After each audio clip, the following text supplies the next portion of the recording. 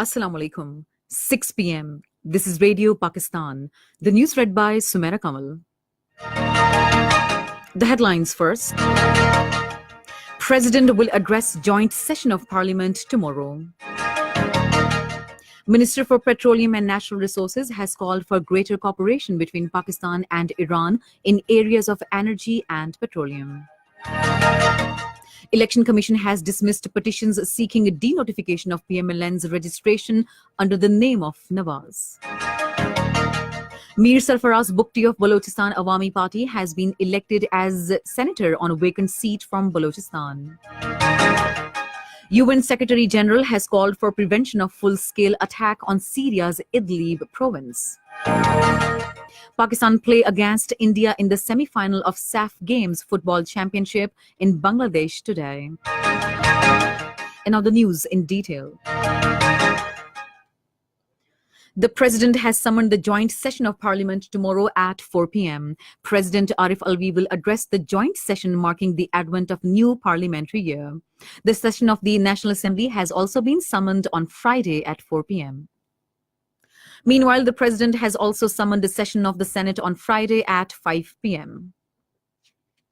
Election Commission of Pakistan has dismissed petitions seeking a denotification of PMLN's registration under the name of Nawaz. Announcing its reserved verdict in Islamabad today, the Commission unanimously rejected 4 petitions in this regard.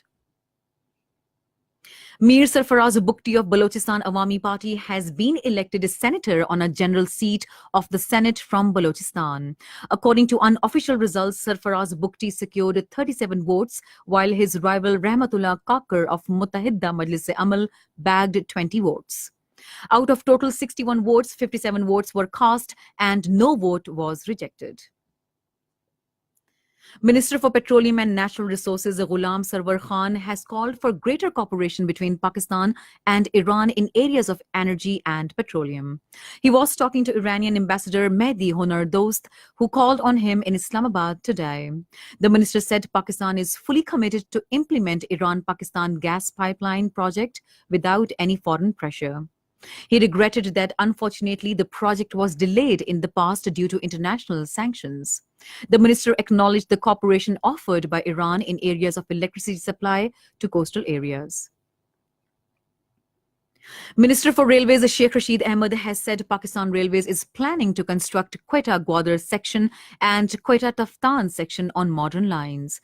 During his meeting with Director General Frontier Works Organization, Inam Haider Malik, who called on him in Islamabad today, he said that Railways and FWO will jointly work for the betterment of the progress of the country. Sheikh Rashid announced that Prime Minister Imran Khan will inaugurate Miawali Express on Friday.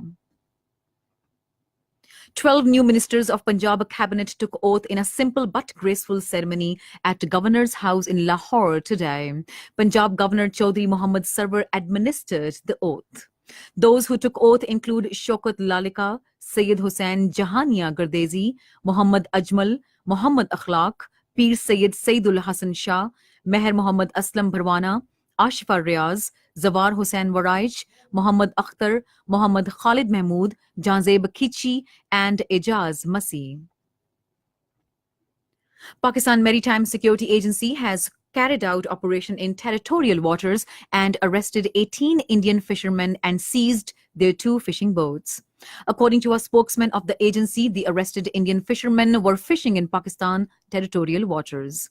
He said arrested Indian fishermen were handed over to Docks Police after initial investigation.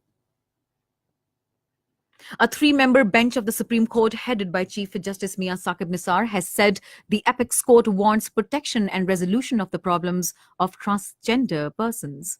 Hearing a case regarding the rights of transgenders in Islamabad today, the Chief Justice said the Apex Court is striving for the rights of the community and 2 transgenders are being employed in the Apex Court. The Punjab government has granted a 3-day extension in the parole period of former Prime Minister Mohammad Nawaz Sharif, along with Maryam Nawaz and Captain Retired Mohammad Safdar.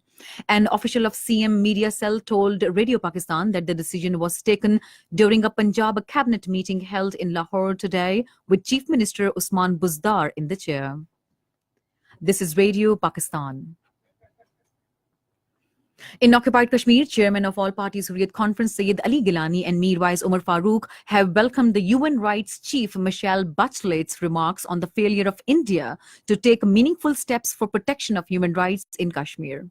Syed Ali Gilani, in a statement in Srinagar, expressed the hope that the newly appointed UN Rights Chief would fulfill the obligations of the world body to protect civil and political rights of the people of Kashmir.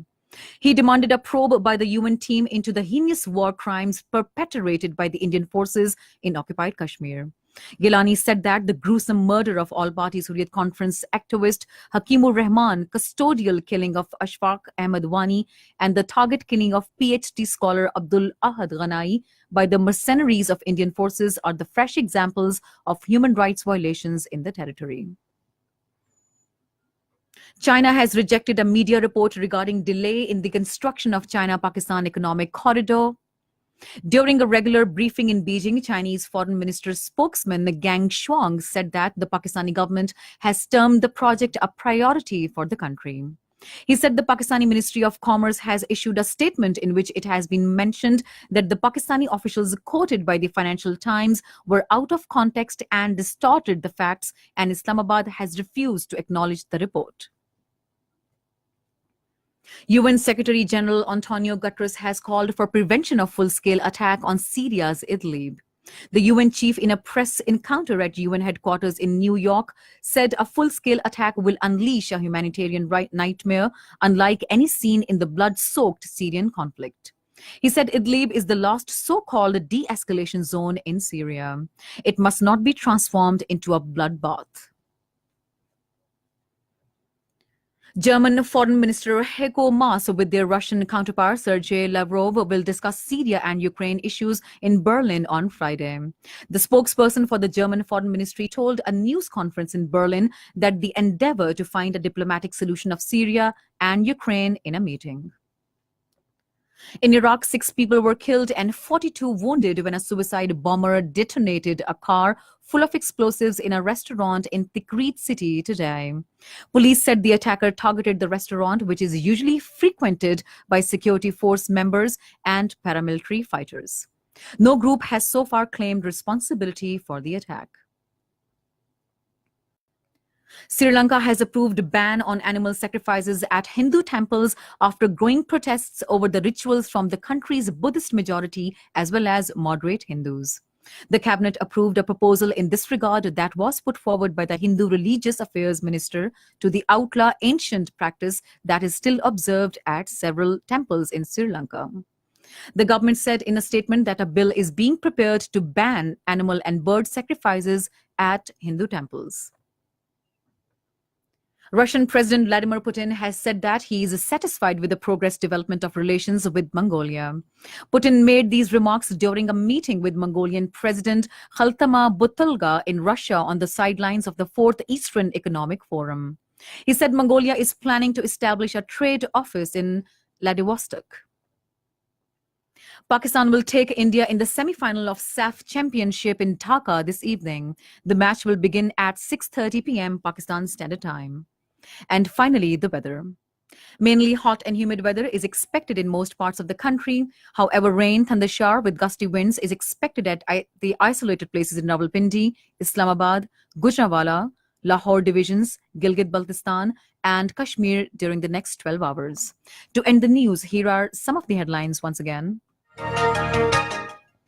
President will address joint session of Parliament tomorrow. Minister for Petroleum and Natural Resources has called for greater cooperation between Pakistan and Iran in areas of energy and petroleum. UN Secretary General has called for prevention of full-scale attack on Syria's Idlib province. And that is the end of the news. For more news and analyses, log on to our website, radio.gov.pk, and also watch live streaming of our bulletin on the link facebook.com/radio Pakistan News Official.